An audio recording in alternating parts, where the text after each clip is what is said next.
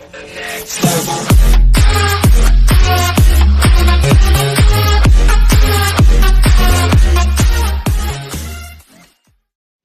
Tesla Autopilot isn't dangerous, but you have to use it correctly. Hi, Internet. Usually I don't. Recently, there has been a kerfuffle online about how the Tesla Model 3 is dangerous. It changes lanes. I am here to tell you, dear reader, that these claims are ridiculously overwrought. And this week, my husband and I are expecting our first child together this summer, and that means our friends and family have opinions about the kids' safety. One of them actually, hey, raise my problem many all of these articles. I bought my car almost exactly a year ago, and when I first took possession of it, I was terrified of enhanced autopilot.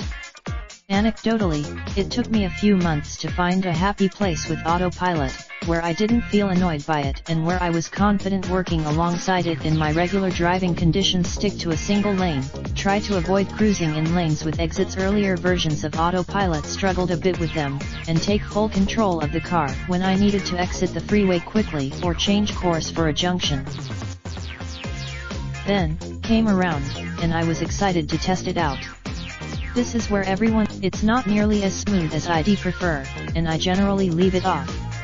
As always, crowded freeways and a computer trying to figure out how much space it has to merge.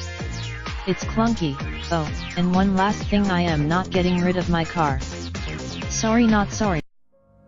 Raindrop, drop top smoking, no cooking the hot pot. Fucking on your bitch, yeah, that. Looking up, open the park, pot.